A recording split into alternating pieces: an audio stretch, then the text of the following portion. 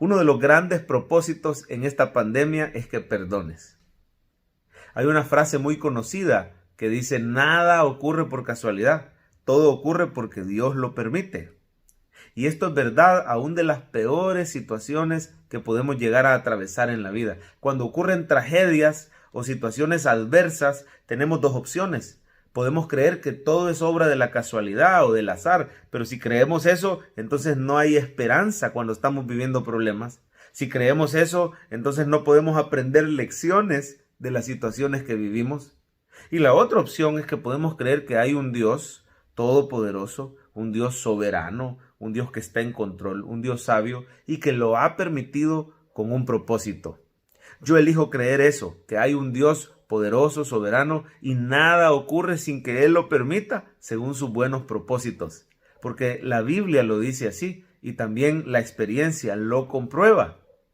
Y yo estoy convencido que uno de los grandes propósitos en esta pandemia es enseñarnos a perdonar. La pandemia nos ha mostrado lo frágiles que somos, lo corta que es esta vida y lo terrible e insensato que es ir cargados con ese gran bagaje, ese gran peso, ese gran equipaje adicional que es la amargura y la falta de perdón.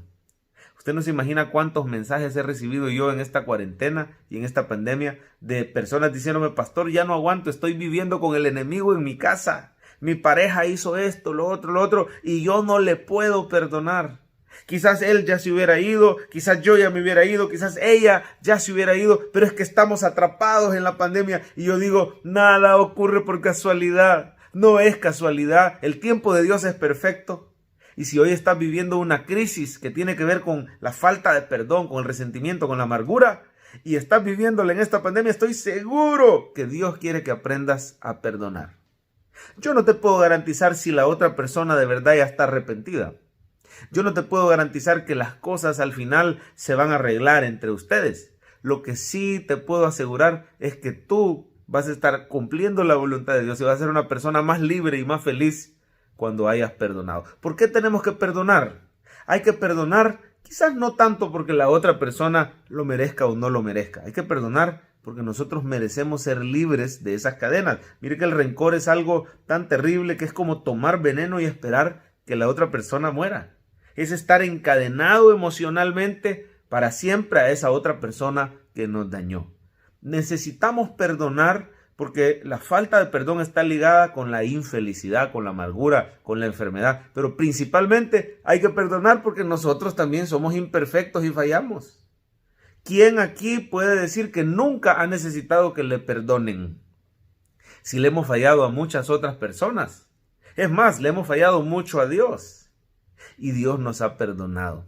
Tal vez aquí una persona perfecta podría negarse a perdonar, pero nadie de nosotros es perfecto. Además, a un Dios que es perfecto es un Dios perdonador. Por eso debemos perdonar, porque nosotros necesitamos el perdón de Dios en Cristo. En la Biblia hay una historia en el capítulo 24 del primer libro de Samuel, donde el rey Saúl andaba persiguiendo injustamente al pobre David. Y David huyendo, siendo atropellado en sus derechos, siendo calumniado injustamente. El rey Saúl tenía todo el poder del Estado, el poder militar para aplastarlo.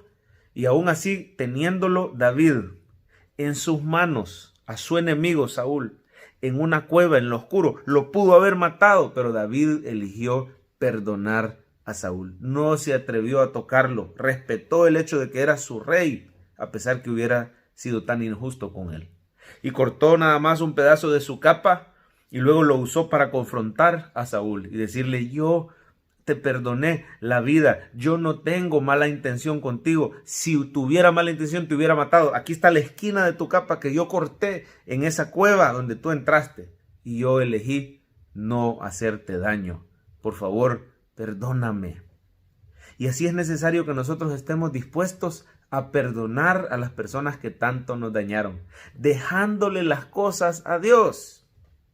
Y ya sabemos cómo se tiene que hacer para perdonar. Si usted en esta pandemia, en esta cuarentena, está convencido y Dios le ha hablado a través de este video que usted debe perdonar, la Biblia nos enseña que la manera como perdonamos es comenzar a orar por esa persona que nos dañó.